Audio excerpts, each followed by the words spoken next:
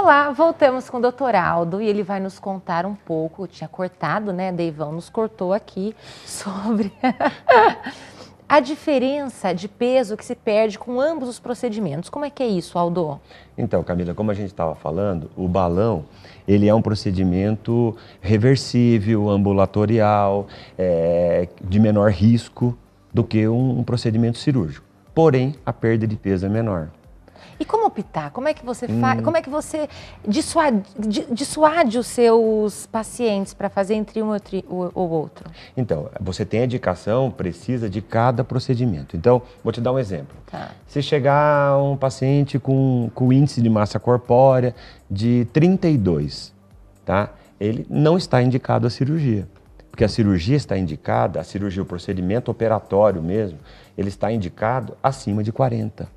Tá. Ou quando a pessoa tem comorbidades, doenças, né? Por exemplo, como diabetes, pressão alta, problemas articulares de joelho, de quadril, e acima de 35. Ok. Então, com doenças associadas, acima de 35. Se não tiver doenças associadas, acima de 40. E a pessoa tem 32 de índice. Tá. Mas ela é obesa, tá? Ela tem a obesidade e é um caso interessante para você colocar o balão.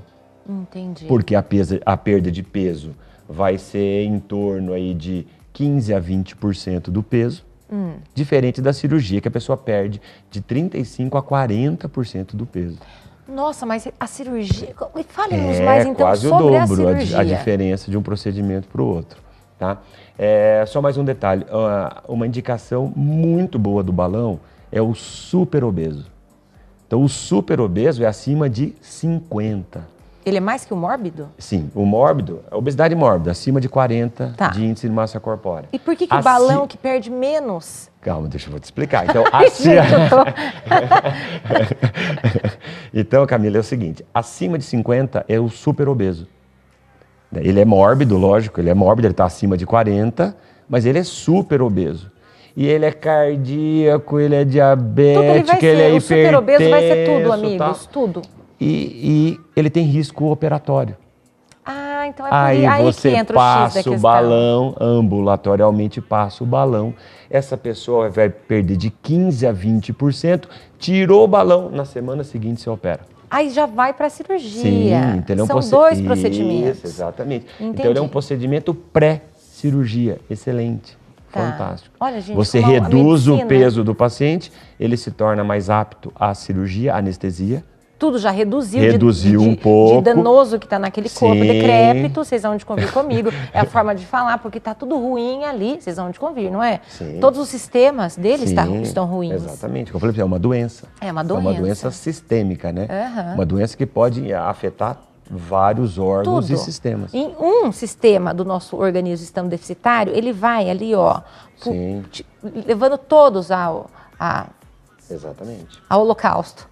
Exatamente. Então, essa é uma indicação muito interessante do balão também. Tá. Então, agora, se chega um paciente para a gente com índice de 42, com índice de 43, 44, fala assim, poxa, eu vou colocar o balão, a perda que o balão terá não será tão eficaz quanto a cirurgia. Que nós podemos, se você quiser, a gente pode falar a respeito da cirurgia agora também. Então, como é que é? Porque muitas pessoas, elas optam pela cirurgia. Quais os riscos? Como é que o pré, para você estar apto a ir para o hospital e fazê-la? Exato. Tudo, fale-nos mais, Aldo. Então, é assim, Camila. Então, primeiro, o importante é a indicação, tá? Tem que ter indicação correta. Acima de 40... está indicado a cirurgia. Todos os trabalhos científicos mostram que acima de 40, obesidade mórbida, para a pessoa conseguir perder o peso, com a dieta, com medicamentos, com a nutricionista, é muito difícil. Tá. Outra coisa, Camila, importante, a longo prazo. Às vezes a pessoa perde peso, né?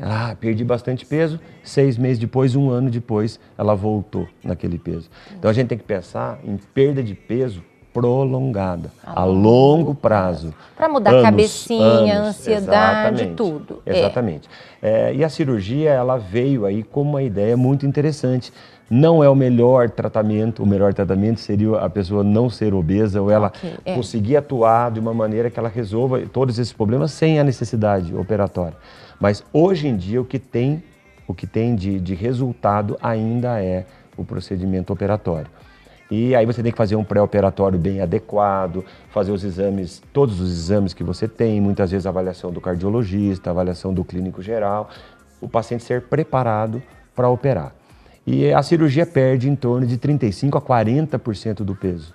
Então, só para você ter uma ideia, a pessoa com 120 quilos vai para 80 quilos em quanto tempo? No final de um ano. No final de um ano. A perda de peso é no final de um ano. Alguns pacientes perdem um pouquinho mais ainda depois. E os riscos dela? O risco é relacionado com as comorbidades que ela tem. Se ela é diabética, se ela é hipertensa, se ela é cardíaca ou não. O risco é de cada um, gente. O risco é de cada um. De acordo, é subjetivo. No geral, a cirurgia bariátrica hoje, no geral, ela tem um risco de 0,5% a 1% do risco de morte quando se faz um procedimento operatório. Tá. Então é de 0,5% a 1%. Como eu te disse, o obeso mórbido tem 12 vezes mais chance de morrer. Do que quando ele pratica a cirurgia. Exatamente, a cirurgia é de 0,5% a 1%. Então, a cirurgia hoje ela é bem estabelecida, ela tem protocolos, ela é estabelecida no mundo todo. Tem várias técnicas, tem várias maneiras de operar. E o que nós vimos muito no congresso são as cirurgias bariátricas endoscópicas. Você hoje em dia consegue fazer cirurgia bariátrica através da endoscopia. Você pode reduzir o estômago através de uma cirurgia, através de um procedimento endoscópico fazendo uma cirurgia. Então, hoje em dia, o que seria o ideal? É o paciente fazer o procedimento bariátrico sem a necessidade de ir para o centro cirúrgico, sem a necessidade de operar. Fazendo isso ambulatorialmente num serviço de endoscopia. Sim. Você imaginou se conseguirmos chegar numa situação dessa? Lógico, como eu te disse, são muitos trabalhos experimentais, centros, por exemplo, do Japão, que é muito desenvolvido em endoscopia. Os japoneses estavam em peso lá nos Estados Unidos. O que eles mostraram de novidades é incrível, eles pesquisam muito. Que ainda é procedimento conceito, vai virar. Então, pode ser que um deles realmente seja fantástico e daqui a uns anos está todo mundo fazendo. Tá. Isso o tempo vai nos mostrar, realmente. Muito Aldo, interessante. Olha, tem muitas coisas para perguntar aqui para você, né? Porque daí elucida muitas pessoas. Nos fale sobre os prebióticos e probióticos. Qual a diferença? Que surge muita dúvida aí. Qual a diferença? Vamos falar desse assunto, mas primeiramente acho que é interessante a gente falar da microbiota. O que é a microbiota? Isso tá bem na moda, né? A microbiota, na verdade, é o zoológico que nós temos dentro da gente, do nosso aparelho digestivo. Não sei se você sabia, mas nós não somos um ser humano. Nós somos uma colônia. Uma colônia, exatamente, ou uma fauna, né? Nós temos muitas bactérias dentro do nosso organismo. E não sei se você sabe, nós temos mais bactérias do que células. E boas, né? Que ajudam no sistema, não é? Sim. Então, se nós contássemos todas as nossas células do corpo, nós perderíamos por umas 3 vezes aí pelo número de bactérias. Então, nós somos... Mas é o equilíbrio, né? Mas é muita bactéria, né? É muita bactéria. E elas fazem parte da flora intestinal. Nós temos bactéria na pele, na boca, no nariz. A fauna intestinal, exatamente, né? Mas a microbiota, quando a gente fala de microbiota, a gente está falando microbiota intestinal. Entendi. Né? Bios, vida, micro, pequena, e intestinal, que está dentro do intestino. Então, isso aí, hoje em dia, é um assunto muito falado e muito importante mesmo. Em relação agora aos pré-bióticos e os probióticos. Pré-biótico é o alimento pelo qual essa bactéria vai se alimentar. Tá. Então, por exemplo, a fibra alimentar é um pré-biótico. Então, o psyllium é um pré-biótico.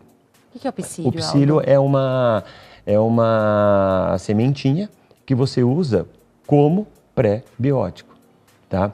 Nós temos, por exemplo, a linhaça, é um pré-biótico, o farelo de trigo, tudo isso aí é pré-biótico. E vão alimentar as bactérias do bem. Exatamente. Para manter em equilíbrio. Isso. E o probiótico são as bactérias do bem.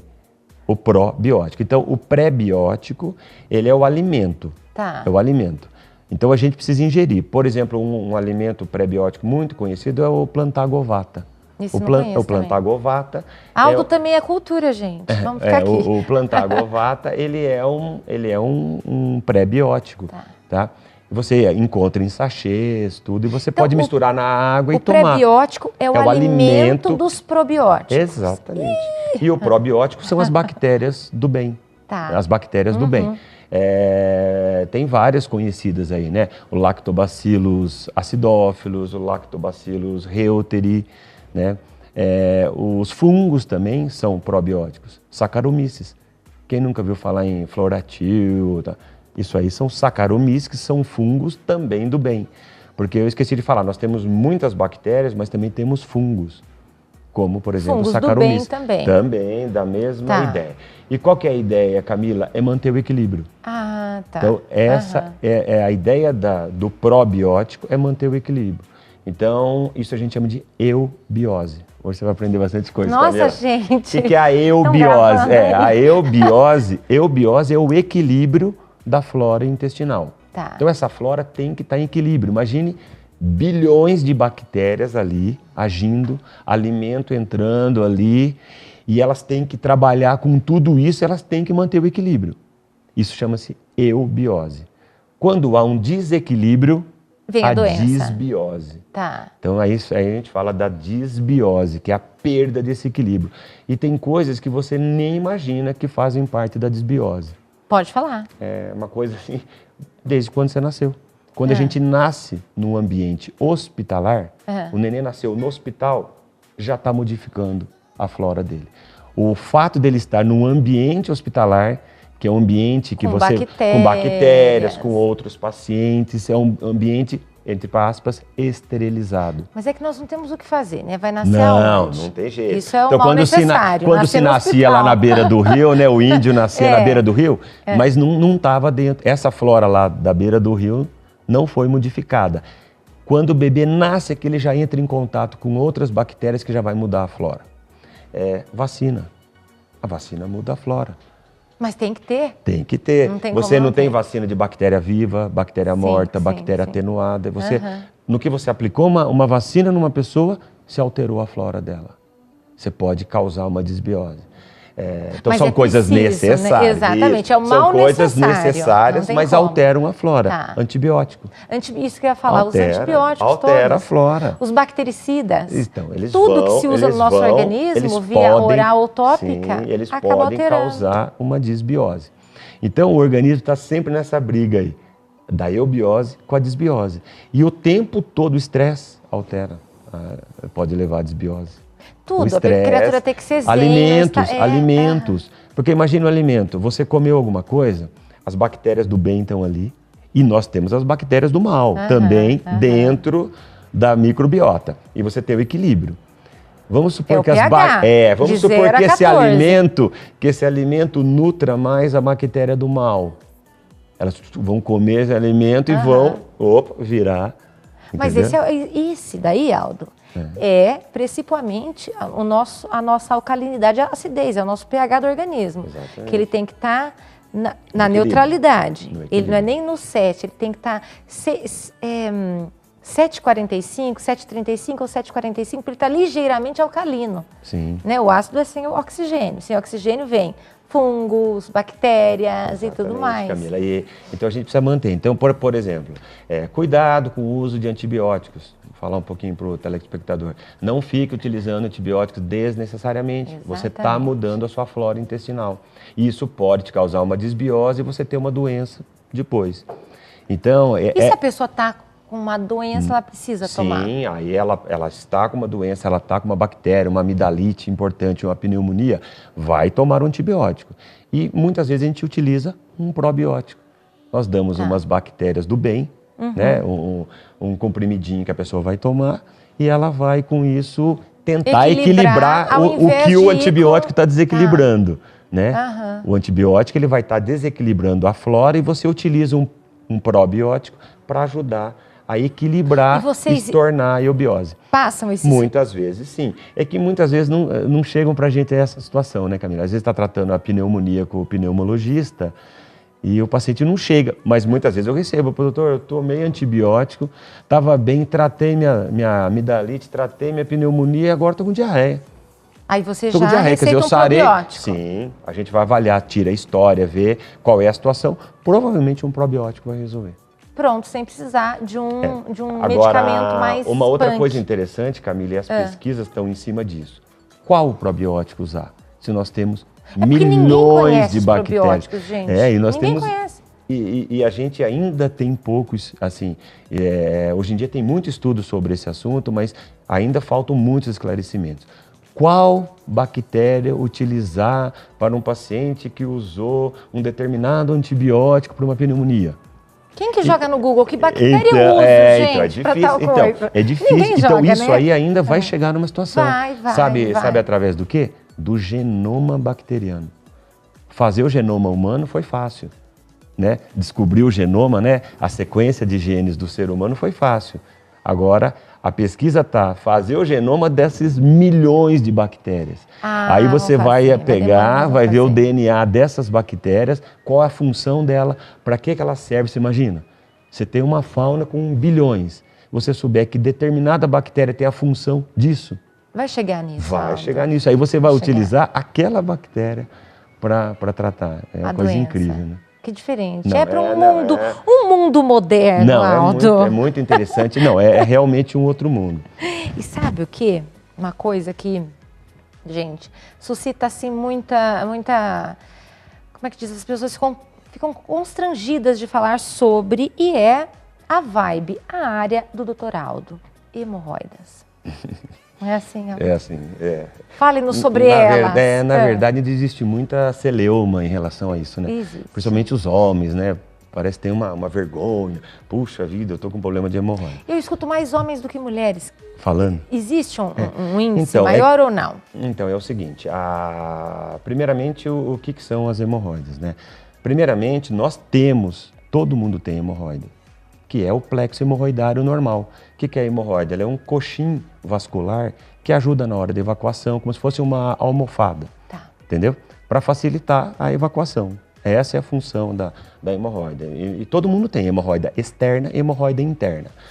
O que algumas pessoas têm é a doença hemorroidária. Quando esse coxim ele fica distendido, estufadinho, né? Nada mais são do que veias, é um plexo venoso, que ele vai aumentar o fluxo, ele vai crescer e ele vai cair. Por deficiência de quem? Do colágeno. Então, na verdade, a doença hemorroidária, eu sei que você gosta de colágeno. Então, a doença hemorroidária é uma fraqueza do colágeno. E esse tecido de sustentação faz a queda do plexo hemorroidário. Para fora do esfíncter. Isso. Então, aquela hemorroida que fala, doutor, eu vou evacuar, e a hemorroida sai. É porque o colágeno ficou frouxo e ela sai mesmo. Entendi. Ela sai. Então, aí você já tem uma hemorroida de grau 2, ou grau 3, ou grau 4, que geralmente são situações que precisa ser operada. Então, é uma doença do colágeno, do fluxo venoso e do colágeno também. Uma fraqueza do colágeno. Eu estou para fazer um vídeo que elas estão me pedindo muito, porque eu tomo o colágeno hidrolisado. Você acha, por si só, sem pegar nada, olha, disse que vai além, que ele consegue ser absorvido pelo nosso organismo, ou só o nosso organismo é que produz o colágeno? Então, o colágeno é uma proteína, né? Que ela vai ajudar no sentido de sustentar. Eu, assim, não conheço nenhum trabalho científico especificamente para isso, mas eu acredito que a ingestão do colágeno possa vir a ajudar nesse sentido, tá, Camila? Não é da minha área especificamente, mas eu creio que mal nenhum vai fazer. Né? Vai ser inócuo no final, placebo. Totalmente. Não, mal nenhum nós temos colágeno no nosso organismo inteiro. As meninas querem saber pela pele, mas eu digo num contexto geral do nosso organismo, que o colágeno é tudo. Até por isso que o doutor está nos contando. Sim, é uma proteína, eu acho que é importante nesse sentido, sim. Tá? Agora, deixa eu só te fazer falar uma coisa para você, voltando um pouquinho no assunto da microbiota, que eu acho que você nunca ouviu falar. Você já ouviu falar em transplante de fezes? Não, o que é isso? Nunca ouviu falar, Camila? Não, vocês escutaram, produção? O que é isso, doutor Aldo? Esse eu acho que é um assunto interessante. Se você falar isso, ninguém vai acreditar, né? O que é isso? Melhor você contar, Aldo. É chamado transplante da microbiota intestinal. Então, vou te dar um exemplo. Um paciente pode utilizou antibiótico para tratar uma doença. Ele utilizou antibiótico. Esse antibiótico alterou a flora intestinal. de uma tal maneira que cresceu uma bactéria lá no intestino chamada Clostridium difficile. O Clostridium é uma bactéria normal da flora, que ela tem uma quantidade X.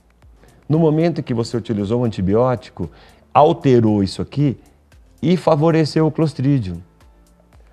Esse antibiótico matou outras bactérias que, por exemplo, utilizariam do mesmo alimento que o Clostridium e não matou o Clostridium. E o Clostridium foi lá e começou a comer o alimento e cresceu. Desequilíbrio total. E o Clostridium tomou uma atitude, uma magnitude enorme. Tá. E aí o que aconteceu? O Clostridium vai causar uma doença chamada colite pseudomembranosa, que é uma colite que inflama todo o intestino, com úlceras, com pseudomembranas, com fibrina, uma coisa terrível. E pode matar o paciente. E para curar isso, ao invés do se esse paciente não responder a um antibiótico, alguns casos não responde, qual que é o tratamento? O transplante da microbiota intestinal. Você pega, ele pode ser feito através de uma endoscopia, você faz o procedimento células de uma criatura normal. Você pega fezes, mesmo? a pessoa vai lá, pega as fezes de uma outra pessoa. Saudável. Tem que ser saudável, que tem uma microbiota saudável. Tá. Você bate, tipo assim, você faz uma centrifuga essas fezes. Ela é colocada em frascos, essas fezes são colocadas em frascos. E você coloca numa sondinha e coloca pelo endoscópio. Você passa o endoscópio e vai jogando 1 litro, geralmente acho que é 1 litro. Minando. Vai colocando um procedimento aí de 1 hora, você vai lançando essa microbiota nova. Saudável. Vamos falar microbiota e não fezes, gente. Isso. É o transplante de microbiota. Como o organismo intestinal. é sábio, gente? Camila, Como a medicina é maravilhosa. Camila, em 48 horas o paciente não tem mais nada. A criatura está saudável. Não tem mais nada. É uma coisa impressionante. Então, existe colegas que fazem o transplante de microbiota intestinal, com resultados assim fantásticos. E talvez isso vai acabar ampliando essa utilização. Ainda é conceito? Não. Já está sendo, já é usado, está em voga. Já é usado. Aldo. Tem um colega do Einstein que ele faz isso de rotina, de frequência, faz, e os resultados são incríveis. Existe todo o celeuma da família, a família entra em pânico na hora que vai falar que vai causar isso. Porque é ignorância. Porque é uma ignorância. Então, mas o ignorância. transplante fecal hoje é uma realidade. Então, colite pseudomembranosa causada pelo Clostridium, que não responde ao tratamento conservador, transplante de microbiota. Escutaram, gente? Bom sempre saber Eu acho coisas que essa novas. Você nunca tinha ouvido, né, Camila? Nunca, nem vocês, né, povo? Então, é uma coisa muito, muito interessante, né? Eu quero tê-lo mais vezes aqui, viu? Porque você nos elucida bastante, não é, gente? Aí tem muito assunto, né, Camila? Então, muita é exatamente coisa para falar. isso que eu vou falar para vocês. Eu já trouxe 2 convidados, um convidado para 2 assuntos, perdão, e eu até brinquei, né, com vocês que era um nepotismo, mas não, é porque um mesmo convidado, ele tem muitos assuntos e aqui ficaria muito longo. Então eu convido novamente Aldo para vir de novo para cá, tá? Eu tô sempre com ele, que é uma criatura querida pro meu coração, e para todos vocês eu quero tê-lo sim para elucidar novas coisas, não é? Sem Aldo, dúvida, Camila. Foi um prazer, viu? Obrigado, o prazer é todo meu, viu? Um abração. E é isso aí, meus amores. Um forte abraço. Fiquem com Deus e até o próximo programa. Tchau.